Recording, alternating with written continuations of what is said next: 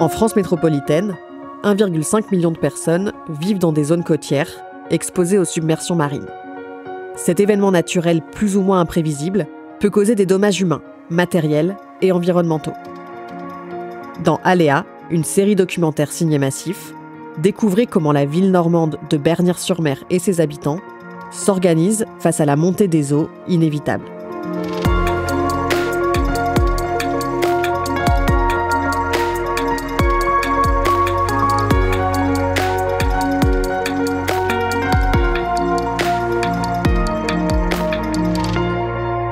Épisode 2, Sauver les murs.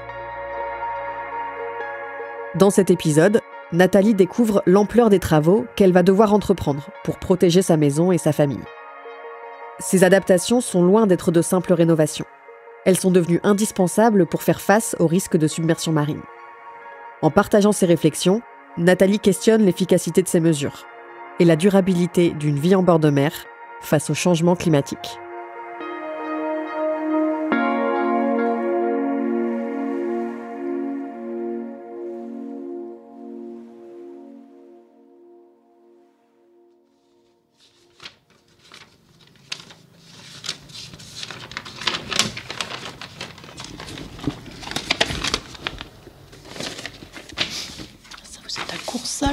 Là, on est à Bernières.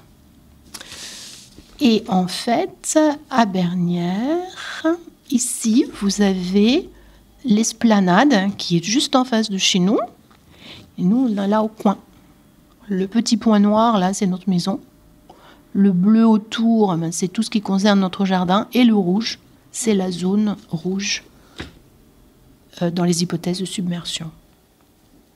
Je suis Nathalie Worthington. J'ai 57 ans, je suis courcelaise, mais j'habite à Bernières, le village d'à côté.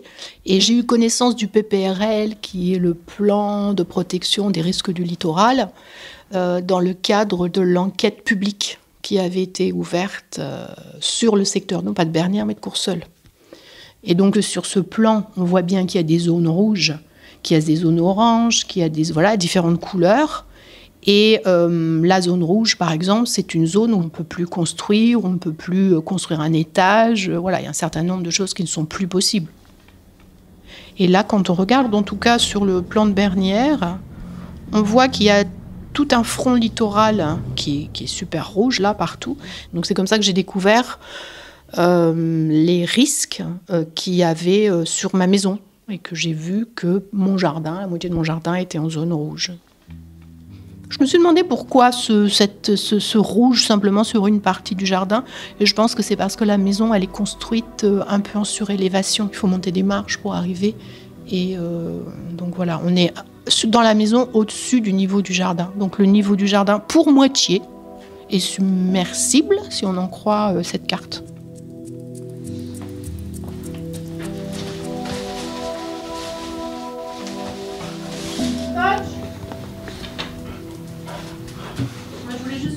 La chienne, éventuellement, mais elle a l'air d'être raisonnable. Tu sais le terrain où ils veulent construire, là, ouais. Il est en rouge là-dessus. Hein. Mais pas dans sa profondeur, c'est comme nous, c'est juste au bord du jardin. Viens, Foch. Viens.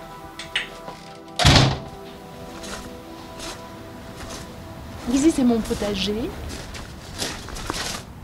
J'ai de la tomate, j'ai des courgettes, j'ai de la ciboulette, j'ai du romarin.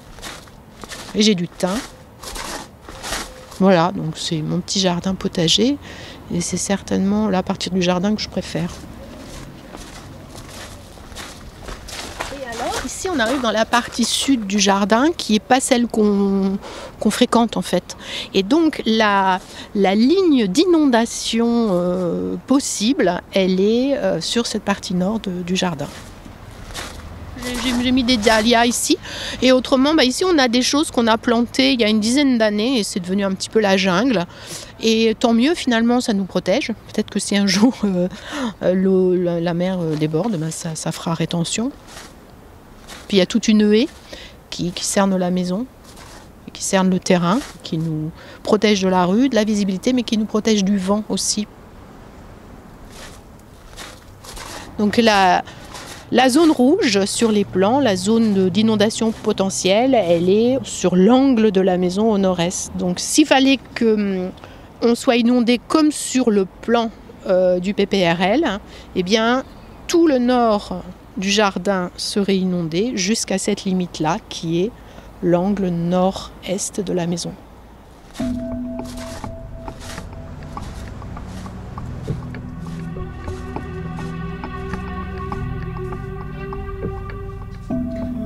J'ai 4 agents immobiliers qui sont passés par ici. Alors, ils ne s'attendent pas sur la question pour me demander pourquoi je veux vendre. Alors, moi, je ne le dis pas non plus. Donc, la question des aléas climatiques n'est pas au cœur de nos conversations. En fait, pour eux, la question des risques littoraux n'est pas un sujet. Donc, le prix, en tout cas, qui nous est donné, n'est pas affecté par ça, à l'heure actuelle. Alors, on ne sait pas combien de temps ça durera. Mais pour l'instant, c'est ça. C'est très curieux. Il y a ce qu'on sait parce qu'on se dit les enjeux climatiques sont là, le réchauffement, on sait qu'il y a des risques. Ça nous arrive par petites touches, mais c'est pas prégnant encore dans la vie des gens.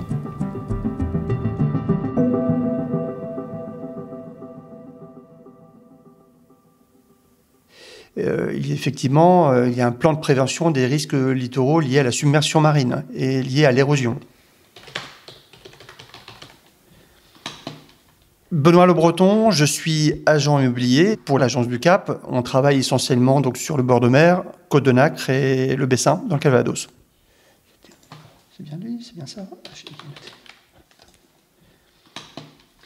Alors le PPRL du Bessin, c'est un document qui doit faire une centaine de pages, assez anxiogène, avec des projections, des cartographies qui montrent la montée des eaux, alors, des projections à 30 ans, 50 ans.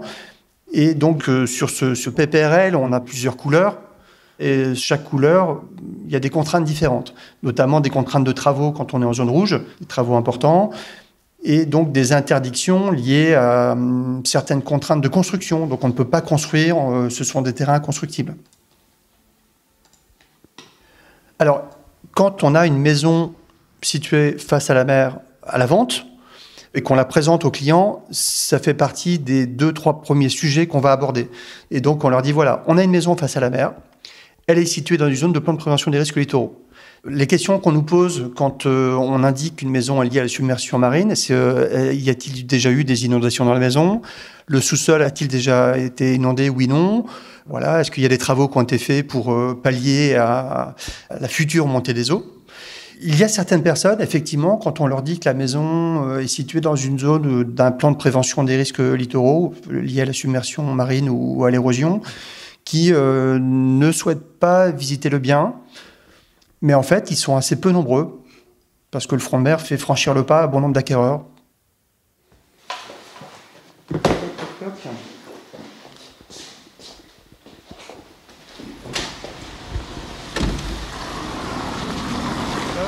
On prend la voiture.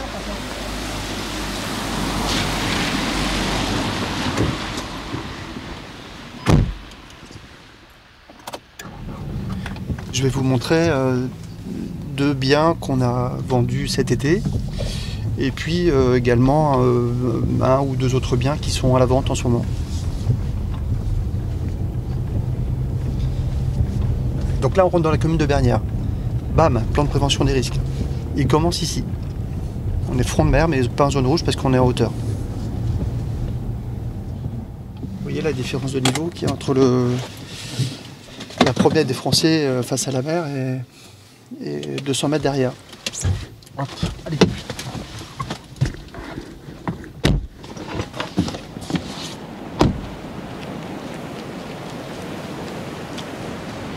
Donc là, on se promène, promenade des Français sur la digue de Bernières-sur-Mer.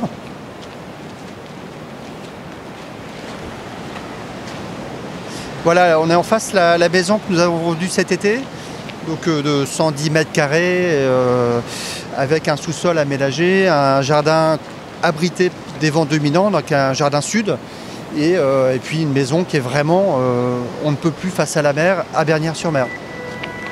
C'est une maison qu'on a vendue en 15 jours.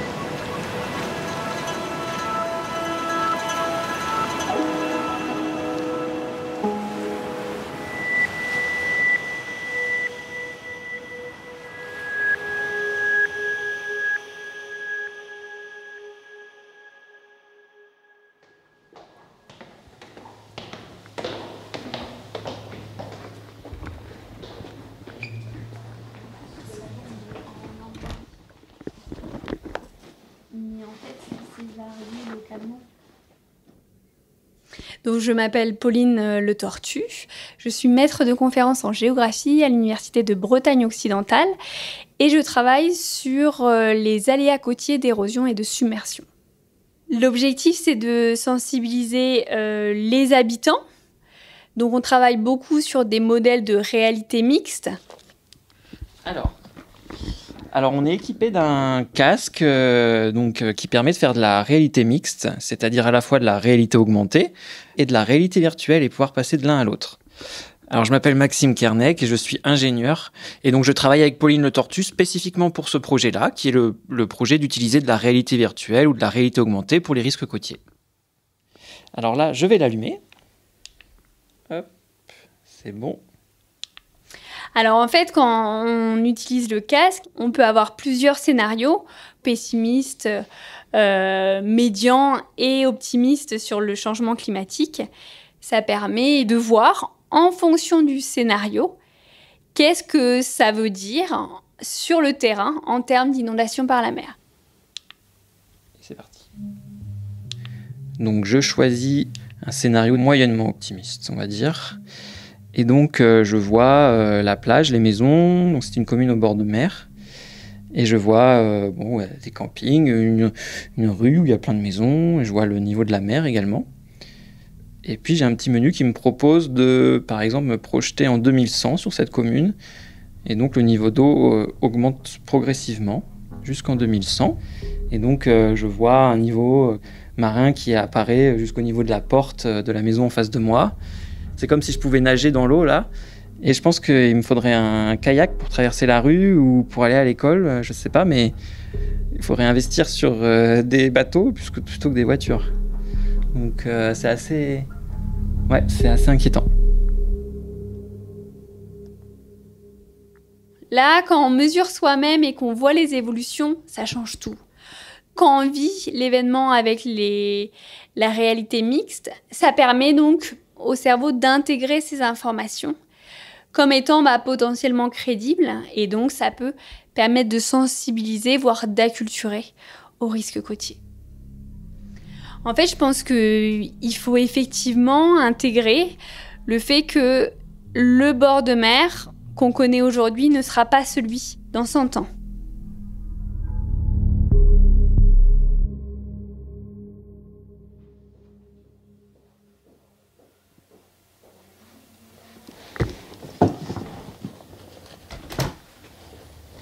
Alors, je m'appelle Thomas Dupont-Fédérici, je suis maire de Bernières-sur-Mer depuis 2020.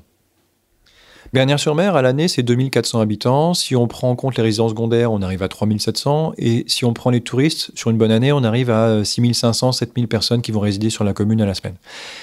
Ça veut dire qu'il y a quand même du monde, qu'il faut qu'on arrive à donner quand même un attrait, parce que c'est une source de revenus aussi pour les habitants qui sont ici, qui font du gîte et des choses comme ça.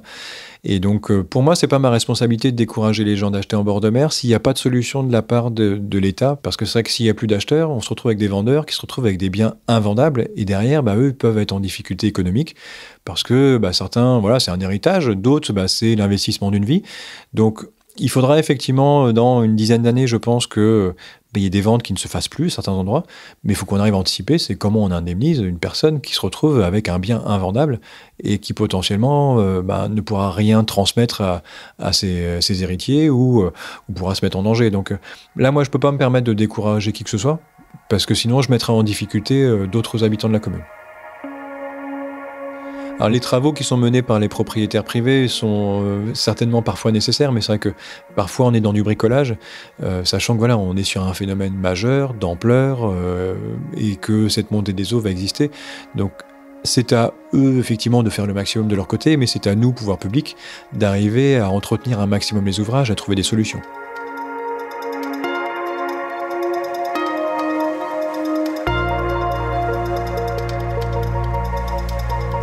Avec ce podcast, Massif souhaite sensibiliser le grand public sur les risques engendrés par les aléas naturels. Car c'est collectivement et avec humilité face à la nature que des solutions sont et pourront être mises en place. Aléa est une série Massif, produite par Insider Podcast.